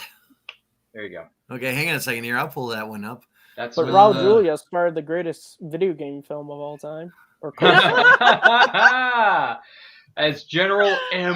Bison. That's not a joke, right, though. I love that movie. I know Guile's speech to the troops from that by heart. We can all go home, but I'm not going home. I'm getting my boat. I'm going to kick that son of a bitch Bison's ass so hard that the next Bison wannabe is gonna feel it. Come on, Willow, Who sing wants it to with go us. home? Who wants to go with me? By the way, Love if I the ever ball. see her at a convention, I am so having Ming-Na Wen sign my Street Fighter Blu-ray. I am so having her sign that. Because she was Chun-Li. She was Chun-Li in that, Willow. Coming out about Street Fighter 2, and they're talking about the movie from YouTuber Oliver Harper, his sequel to In Search of the Last Action Hero. Speaking of Last Action Hero, I'm going to buy that thing on Blu-ray. I love that movie. Last Action Hero was way ahead of its time. Wasn't it, Willow? Have you seen that one? I have, and it's so much fun, isn't it? It's so super fantastic. I love the movie so much. There was a cat played by Danny DeVito. Hey. Junior with and twins. Willow, the thing about Last Action Hero that I learned. Yeah, the thing about Last Action Hero, there's actually a piece of movie trivia in there because I didn't know this and I haven't seen the movie yet that they quoted this from, and I apologize since I haven't seen it yet. But remember when the kid Danny looks at Arnold and he says, "Be careful, Jack. He killed Mozart." In the movie, Amadeus, it won 8 Oscars. Well, good thing I saved his ass a nom. Thanks. Now, no more movies. By the way, he was talking about F. Murray Abraham, who was in Amadeus. Yeah. I haven't seen Amadeus yet, so there are a lot of great cameos in that movie. Dude, even Robert Patrick makes a cameo in that. It depends on Amadeus. Depends upon if you like Mozart the music. I do like Mozart's music. Because it also depends on if you like real history or fantasy. Well, no, because that's fantasy history, because there's this big conspiracy of murder and everything else that has followed Mozart through history, and this plays up on some of that. Okay. I'll take it with a grain of salt. I'll still watch it. I remember some of the toys that came out for a Last Action Hero. Oh, dude, I bought the Last Action Hero a couple months, like last year during the pandemic. I went on a bit of a spending splurge that I shouldn't have done because I'm a broke college kid and I shouldn't have any money, but apparently I do. I bought the Last Action Hero Jack Slater action figure, and then I realized this is still in its package. Which one, though? The one where he's got the little piece of dynamite. I want to get the trench coat one. Okay, I have the one where he has the stick of dynamite in his hand, and I'm like, you know what? This thing is still in its packaging, and I don't want to take it out of its package, so this toy is kind of a waste. And then I just sold it. What's this I'm looking at? Oh, yeah. Boba Fett. Book of Boba Fett is coming. It's coming. December 29th, if I remember correctly. December 29th. Right before New Year's Eve, Willow. Ooh, right before 2022. So, there you go. There's a better shot of it, Look at that dad bod. My God. Is that a good-looking suit and armor on that guy or what? Yeah, he probably bulked up a little bit, Hey, listen. Because remember, the armor adds 50 pounds to you. It does. It does add 50 pounds to the human body. I don't know. Body. I saw a video. True. He was just hanging out in a hot tub, having fun. Yeah, it's a Maura Morrison. Wait a minute. Is that Boba Fett hot tub time machine? Is that what that movie is? Is there a movie called that? No, come I on. remember seeing the movie Hot Tub Time Machine. There was a movie Hot Tub Time Machine and a sequel Hot Tub Time Machine 2. But I was making a joke to Matt's reference to Boba Fett in a hot tub. No, I get it. I don't understand. I understand. Well, your it's humor, hard when Jerome. you got to I just explain pretend the that I jokes, By the way, Rosemary Rose chimes in. She says that she had the pleasure of meeting Ming-Na Wen, and she says that Ming-Na Wen is an actual sweetheart. I would not be surprised. Look, she was at a convention I volunteered at a couple years ago, and I think I got the chance to maybe, I can't remember if I did this or not. I walked up to her just to say hi because her line was like 2 miles long. I was like, I'm not going to mess with this. I was like, Ming-Na Wen, how are you today? She's like, I'm doing good. How about yourself? I'm like, doing well, thanks. Do you need anything? Do you need a bottle of water? She's like, no, I'm good. I'm like, cool. All right. Have a good rest of your day. I'll see you later. And that was it. That was my little small little interaction with Ming-Na Wen. With a woman. Okay, so I'm going to give you a couple of con secrets here, convention secrets. Really? Okay. Oh yeah, this one is good. This will benefit you for years to come. One, be super cool and nice and make friends with these stars that you don't know a lot about. The ones that aren't big names, because someday one of them is going to be the next Harrison Ford. And if you've been really cool to him, he or she will remember you in a positive way. Okay, trust me on that one. Second of all, if you're a handler of any of these stars, always be super kind and work well with their spouses or significant others. Okay, the more you are better to the significant other who's probably bored out of their mind, better your life will be. God. Okay. Yep. There's some tips for you from years of doing this. I agree. I've volunteered for a couple of years. I've learned some things, and I completely agree. And I've met some wonderful people too. I've met some good celebrities that may not be as big a names as some of the others, but they're wonderful. They're all great. Do your research on the celebrities because there's always that they always get asked the same questions, certain questions, right? You ask that oddball. I don't know if Claudia Christian loved me for a number of years. Every time she showed up in Boston, because I asked her about an obscure film she was in, and she was horrified that I was one of the few people who had actually seen it. Okay. I had a similar experience with Laura Vandervoort, who played Supergirl on one of my favorite shows of all time. Yeah. I think Matthew Kearns knows this show. It's called Smallville. Yeah, I got all 10 seasons on DVD. Listen, I had a conversation with Laura the first time I saw her was at Steel City Con in Monroeville, Pennsylvania. Yeah, I know about that one. Yeah. So I went over to her, or actually this was during our Q&A panel in front of hundreds of people. I said, hey, Laura, it's great to see you, first of all. Second of all, what was the experience like when you filmed the movie Into the Blue 2, The Reef, with Chris Carmack?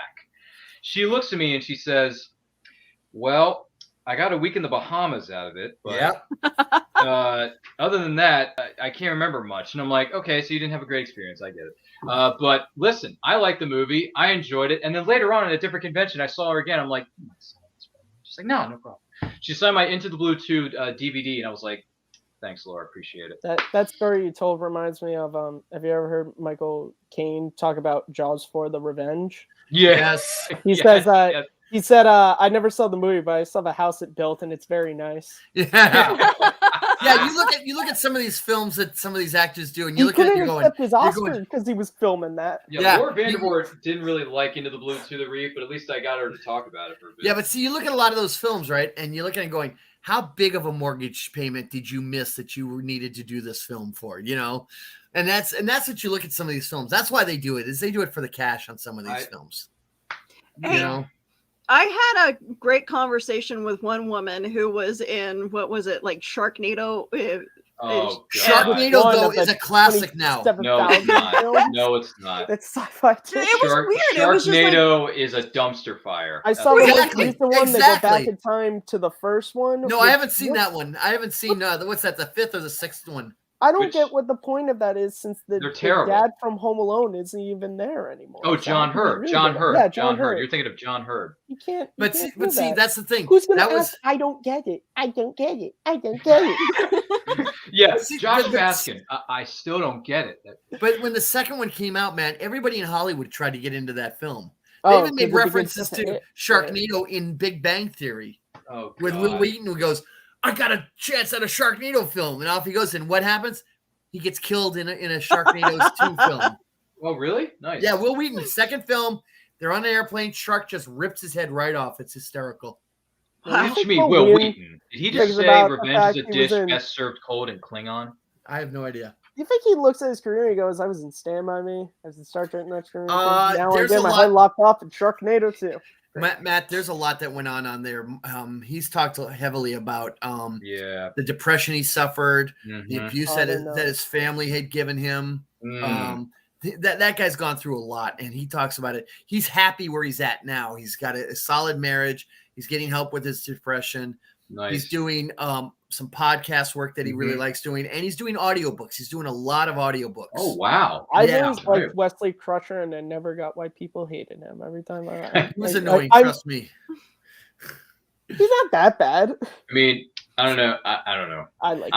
I'm gonna sit down and watch TNG the series and judge it for myself. But aren't you glad that the expectation of older Wesley Crusher didn't turn out? I don't even see I know what Wesley you're talking Crusher. about. I know what you're talking about, and he plays that up big time. He plays that up big time about that episode. It's a Q episode, Ryan. You'll see when you get there. Red alert. But if you really want to see hear something good, go get Ready Player One, the audio book. Will Wheaton does the audio on that, and it's really good. Nice. Get the unabridged one. It's worth your time. Okay, that's cool. I can dig that. I can dig that one. Yeah. Catch me, Will Wheaton. Sheldon. Yeah, I met Will Wheaton a few years back, and now with what I know now and from back then and the interaction I had with him, a lot of the negative aspects of Will Wheaton back in the early 2000s and the 90s, a lot of it made a lot of sense now. Well, if I ever meet Will Wheaton, I will have to get him to sign that picture of him and he wasn't doing autographs for a long time. Let's see here. What is it? Rose chimes in. She says, Will Wheaton is great. I enjoyed his tabletop game show that took place a few years back. Okay. Yeah. All right. Some people are trying to convince me to buy some board games nowadays. And I'm like, dude, I have a hard enough time just keeping up with my DVDs. Why would I want to add more board games to my collection? Gee whiz. Because you have space in your apartment somewhere that you I probably do. I just don't know where the space is. There's a lot of things in my apartment, and there's a lot of things in my room I haven't seen. Ryan, you're not thinking 3-dimensional. You mean 4-dimensionally? No, 3-dimensional. We'll get to the fourth one once your apartment's full. Thank you. Right now, you're not thinking 3-dimensional. Okay. Yeah, I have a real problem with that. Yeah, I have a real problem. Yeah, I was going to say, I thought Jerome was going to drop the whole Doc Brown. You're not thinking 4th-dimensionally. No. He's talking about chess. Well, I do have a chess set in my collection. I do have a chess game set, but I don't think anyone plays chess Poker, anymore, Mr. Spock, not chess. I play chess once in a while with my husband. Do you? I'm a bad if I'm ever chess in player, Canada, but... which I don't know when that's I was going to say something about strip chess, but I figured that would No. Well, you're married, so that's not a big deal, I mean, we have a Lego chess set, so do I. My dad is a collector of chess sets. Oh, really? And so we got him the Lego one for this Christmas this year. We're going to have him. Oh, okay. Okay, that to me is just, in the words of Mr. Spock, that's fascinating. It's Lego and Monopoly haven't teamed up together and done a Lego they're in competition. I don't see that happening. They're in wicked competition. By the way, is there a Star Trek version of Monopoly? Probably. Yes. 9,000 There's at least 4 different versions that you're supposed to put them all together, and it's one big board. I don't know if I want to put all 4 of them together. Yeah. There's Monopoly. I have them downstairs. Oh, jeez. You want to know what's really good is there's a Settlers of Catan Star Trek version. Is there now? Cool. Yes, there is. I tried playing Settlers of Catan, and 20 minutes in, I was like, this is so boring. I'm sorry. This doesn't get me anywhere. Oh no, this isn't doing it for me. You haven't been bored until you've played Starfleet Battles. I guess I should play Starfleet Battles. Starfleet Battles takes about 30 minutes just to do one turn. Oh well, I know which game I'm not playing next week with my friends then. No, that's serious. That's hardcore gaming with games like that. Is it? Oh yeah. Gee willikers. Well, let me ask you. Well, here's a Throwback Thursday question for everybody. I mean, there was a bunch of board games we all played as kids. We can name all the usual suspects. Don't get me wrong. But does anyone remember playing Mousetrap? Yep. Yo. Now, did you actually play Mousetrap, or did you just hit the? No, we played. To be honest with you, Kearns, I just hit the little thingy dingy, the bell, and just have it drop. I honestly can't think of a time I ever actually played the board game. I don't think I actually played Mousetrap. So Played it. Oh, Yep. did you? Did you enjoy it though? Mm, Not so much. it was Mousetrap. okay. Mousetrap isn't everyone's cup of tea, I suppose. Does anyone remember playing? Does anyone remember those commercials for what was it? Tiger handheld video games for all your favorite movies and TV series. The little Tiger handheld games. Oh, And yeah. also, does anyone remember Simon? Yes. Yeah. Yes. Still got one floating around somewhere in the house. Hmm. Actually, it's a mini Simon, to be honest. And there remember, you go. Don't Wake Daddy. That was a Yeah. fun one. Oh, I got some that are all right. My turn now. Payday, Okay, yeah, I seem to recall that one. Yeah, Oil Tycoon. don't No? think we had that one.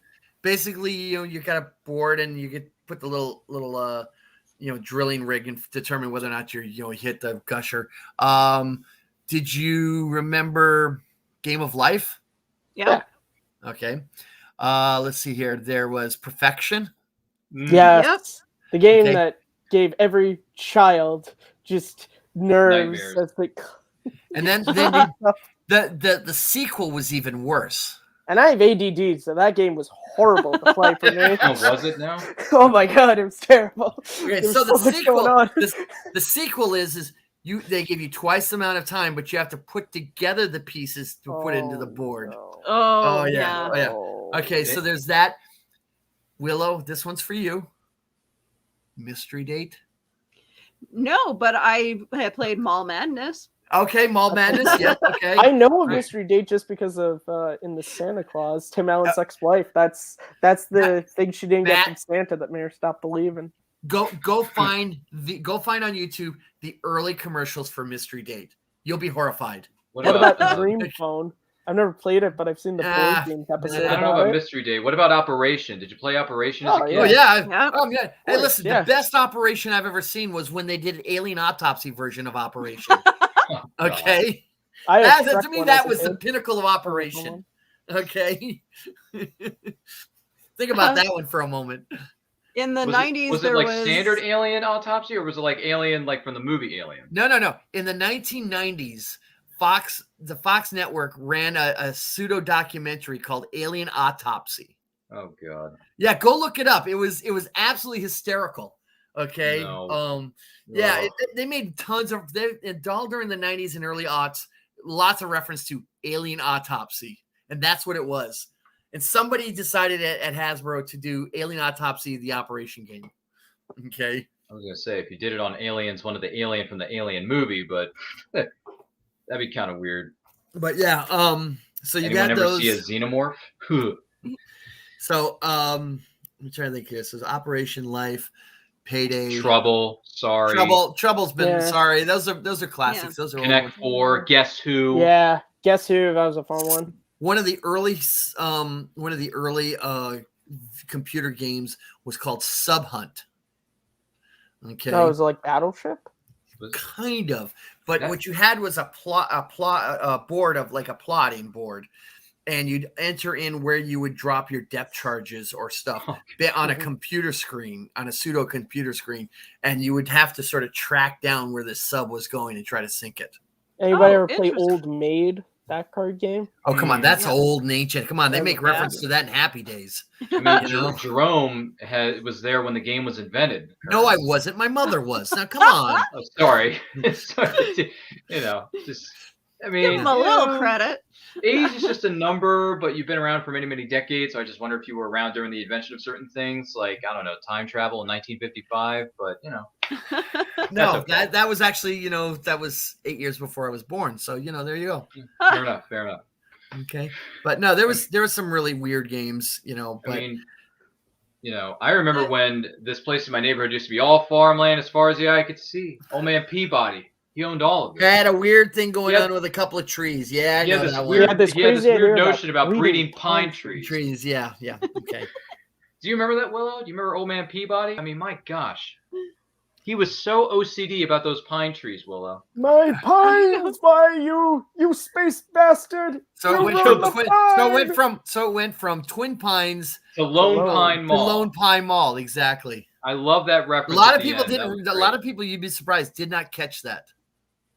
in their defense, it does come up Willow, during a and Kearns very did. emotional moment in the film. Oh, please. Yeah, Doc gets shot not once. First time you see it, you don't know he makes it through. You don't know. Well, when you see that, the sign when he drives right by Twin Pines and then he drives by again and it says Lone Pine, I think you probably would have caught that. I don't know. I was more focused on Marty trying to save Doc's life. And then he's like, "No, you're dead twice. You died twice, you son of a." And then he's like, "Time continuum." I figured, what the hell? What the hell? Puts the letter back together, which he tore up, by the way, in like 30, which, by like, the way, the wind took it. The wind. If you watch when he tore it up, the wind grabbed several dozen pieces of it. Yeah. You know? So I'm like, how did he put that back together? Good question. I mean, hey, but you know what? It's called movie magic, folks. I don't know. Movie Doc magic. Brown invented a time machine. I figure he can, put together. Yeah, I mean, he did invent the flux capacitor, so. Yeah, but see, it's no overthruster.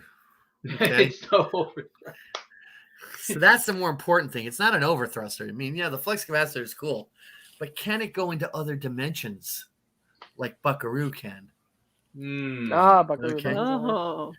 Now, see, the overthruster, go look it up. It's in a million different movies. The actual overthruster prop. It's goes from movie to movie to movie to movie to movie. Flux capacitor doesn't. It's a good point, I guess. That's what happens when something's trademarked. Yeah. All right. Hey, Score one for Matt there. Okay. I was gonna say, there's no big deal. We got Mr. Fusion, right? You know what? I have a friend who he has an actual DeLorean, the same make and model as the one in Back to the Future. They're not that hard to find. You go to the Michael. junkyard nowadays. But he says it is the worst car to own. It is a mechanical nightmare. The seat doesn't even go back very far. I don't think it can go back far, can it? It can go back further, but it's designed not to. Basically, once you get into it, designed so you could put golf clubs in the back. John DeLorean. That's what he put designed. Golf clubs in the back, yeah. But see, John DeLorean. Here's the problem I have with the Back to the Future 3. Okay, so spoiler alert: if you have, good night, Rose. We love you, Rose. By the way. Bye. All right, so here's a spoiler. If you haven't seen it, I'm going to give you about 5 minutes to tune out so I can tell you this. Okay, the DeLorean gets destroyed, right? Mm-hmm. Okay. So he picks up the flux capacitor, whoa, cry, whatever, and walks away. I'm looking at Mr. Fusion right there thinking, I can reverse engineer this. How many billions of dollars am I going to make off of Mr. Fusion? You think Marty McFly could reverse engineer it? Doesn't have to. He's got the thing. He'll take it apart and figure it out. I love Marty. He's one of my favorite movie characters, but Marty was not. I don't think Marty was paying attention in science. Doesn't have to. You do realize that this guy was tardy to school 4 times in the same month. And he's like, tardy for you, McLeod, that makes 4 in a row. Was it his fault that Doc's clocks were all 25 minutes slow? Now, did you notice that? Something I noticed one of the last times I was watching was before he goes back in time, there's a couple moments. There's that, and then there's a moment when Doc is showing the watches for him and Einstein. He says it's when he starts recording. He says it's exactly like 1:21 a.m. 1 minute behind and mine. Marty Still looked at his ticking. watch and shakes it because it's wrong. Yeah. Before he even went back to 1955, Marty McFly was never in the correct time. Yep. His watch was never correct. That's right. Yep. Notice that? Always Just kept like how shaking the it. last time I watched Batman 89, I noticed that the first person who says Batman's name by name is Bruce Wayne. He's the first person in that movie. Everyone else says the bat or a giant bat, and he's the first one to when Vicky Dale was saying, I'm intrigued by Alex's giant bat story. And he goes, oh yeah, the Batman. Batman. He just wants to promote himself. No. He goes, no, it's even before then. When he's in the suit holding the guy over the edge. I'm Batman. But I'm saying like, so I'm saying out to the public, he's the first person. That part. All right. Because everyone else are like, the bat or a giant bat. That's a bit more lighter to the more cultural motifs, isn't It it? will ruin your already useless So here's the one for you then, Matt. Okay, so where the reporter there, boy, gets a sketch of the Batman. He goes, "Oh, you didn't know enough." That was Bob Kane. That was a Bob Kane sketch, and it was Bob Kane. But it wasn't Bob Kane who gives it to him. No, it wasn't Bob Kane who gave it to him, but it was a Bob Kane sketch. Knox, I got something for you. Bob Kane's wife is in Batman Forever and Batman and Robin. Yeah. Really? So Really? let me do this plug though for 1000. On Hulu, there's a documentary about Bill Finger.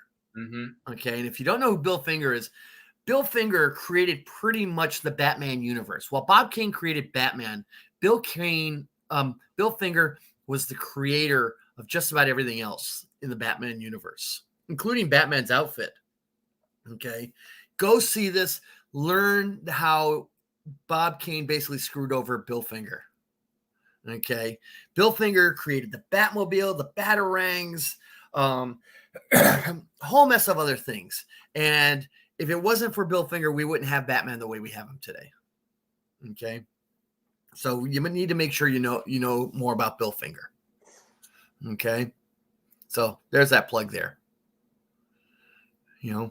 Really good stuff. Good to know. Yeah. So what do we lose, Ryan? You have to run off to the little co-host room. It happens in the show. You got to get up and Bathroom break. Because we don't have we're not wearing Depends or having catheters. Yeah, I know, TMI. So one day so we'll invent something. so Willow, I saw that you're going to be applying for this position. Yes. Did you put stuff in yet or not? No, but I will send it off tomorrow. Yeah. So there's this thing that popped up on my feed, looking for television host audition requirements, passion for vintage clothing. Geez, not you, huh? I don't know. I only do the pinup thing once in a blue moon. Yeah. So by the way, everybody on HWWS says if you need to use references for stuff, everybody on the HWWS channel has decided we will gladly be your references. Oh, thank you. The entire network has decided we're with you on this one. We will be your references if you need references.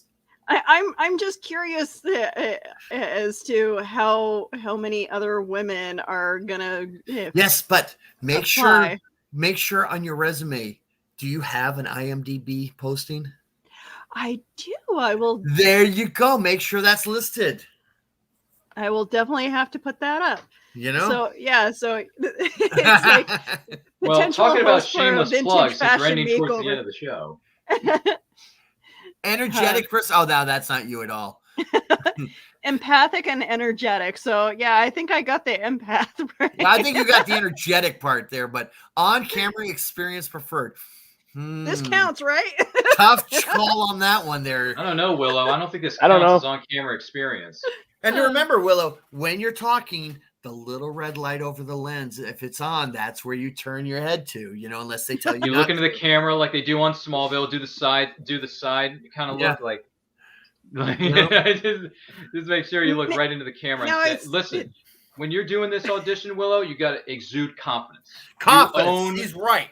You own the room, you own the set, you own everything that's around you. You're like, this is my house and no one's going to take it from me. So you look at that camera and you say, I am qualified because like you're in charge. Just look at him and go. Just look and go. All right, everyone else can go home. They've got the right person. See you later. Yeah, we don't need you over here. So you just be like the stormtroopers in A New Hope. Move along. Nothing here to see. Sandtroopers. Hey, listen. There's bring somebody along to help sabotage everyone else's audition. Okay. There's a Married with Children episode where they do that. By the way, what's your friend's name? Oh yeah, Elise. Get Elise to go with you on this. Yeah. Yeah. Okay, so Well, we believe in you, Willow. You can do it because the force is strong in your family. So you got this. You got this. You own it. You got it. You got an A++. You're gonna own this thing. Thank you. Wow, that's a good way to segue into plugs, Willow, because that's an audition that's coming up fairly soon. So yes. We hope that the odds are ever in your favor. Yeah. So, yes, we should probably look to ending the show soon, but so that you guys can go to sleep. Some of us have to get up at 7 a.m. tomorrow, so, Yeah. I know. Jerome, you're quite wiser than we are, and you have to No, I'm not. I just took a worse job, that's all.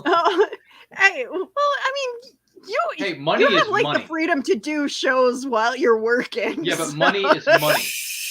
So money's in the bank. Listen, the joys of hiding in pretty much the back room is what it comes down to, Or you can just hide in the back room. When nobody is in the building with you, you can do shows, okay, That is true. Yeah. So, Matt, where can we find you on social media? You guys can follow me on Twitter at Kearns_Matthew. That's KEARNS. Or right there. I forgot we're on StreamYard. You can also find me on YouTube. I work on the channel Take Three Productions, and I host a multitude of shows over there. So go subscribe over there. And Ryan, where can we find you on social media? I thought we were going to go to Obi-Wan Kenobi. Jerome okay. First, but Jerome, okay. Go ahead. Okay, well, you can find me, Jerome Connor, on Facebook. You can find me on Instagram, which I'm not even sure what I'm under there, to be honest. You can find me on Twitter as Connor Hood 1707. You can find me on Saturday mornings at 9 o'clock at Saturday Morning Cartoons. Every other week, you can find me on Classic Television SmackDown. I occasionally co-host with Willow on Reels and Heels, and I pop up on pretty much anybody who asks me to show up. I'm still waiting for that invite on Nerd Culture. But you can also somewhere out there in the grand wilderness that is known as the internet, there's even a MySpace page for me out there. So I don't even know where it's at anymore. Yep. So you can find me all over the place. All right, Ryan. Oh, dear heavens almighty. The things I put up with on this show. Listen, let me tell you something. Jerome, you've been on Nerd Culture's videos before as part of Battle of the Nerds. I have. So it's not like we haven't invited you to the party, to the studio. You've been to Studio 56 on the Sunset Strip with us, so it's okay. But anyway, listen. I want to take this opportunity to thank each and every one of you for joining us tonight. This was great. It feels good to be 21 again. Willow, it feels good for her to be 21 again. But you can find me and everything that we're doing on Facebook, Twitter, Instagram, all the social media channels, simply at It's Nerd Culture. New videos are being posted each and every week on our YouTube channel. Check out my show that's on Saturdays at noon Eastern. It's called And I Quote, where I interview content creators of all shapes and sizes. This week I'm going to be interviewing Brian Rodman of Comic Book Spectrum, and he's a horror/fantasy comic writer and artiste. So I look forward to having a great conversation with him. Check out my podcast called The Nerdcast, where I review some of the latest movies I've had a chance to see because Lord knows I like to quote movies. So check all that out. A lot of great things are coming your way very soon. Can't wait to announce them. By the way, Willow, I went on an audition myself. I'm still waiting my results. But once those results have been revealed, I will share those with the viewing public. But until then, awesome. It was fun to be on this broadcast. Happy birthday to you, and happy birthday to all the Libras and the September birthdays out there. Kearns, my buddy, my pal, who gave me the tips on how to look ridiculously good looking as Marty McFly in 1985. Thank you so much for that. And in case I don't see you, good afternoon, good evening, and good night. All right, so you guys can find me all over social media. I am the social media socialite as well. You can find us all on Hanging with the Web. Well, minus Kearns, but we'll talk them into. We'll invite Kearns to the party. Sorry, I'll just move on out of here. Let you guys plug. So yeah, tune in on Sunday. I'm doing Cryptic Crunch, and the theme will be Skinwalkers on the Back of the Cereal Box Network. So yeah. Oh, and join me Saturday on Reels and Heels. Who would have guessed? I'm all over the place. So yeah, you can find me all over social media. I'm on Twitch, Twitter, YouTube. You know, all the good channels. I know that there's a MySpace account somewhere with my name on it too. All right, you guys have a great night. I'm gonna end the show with this. I'm GW Amateur. I'm Dina Marie.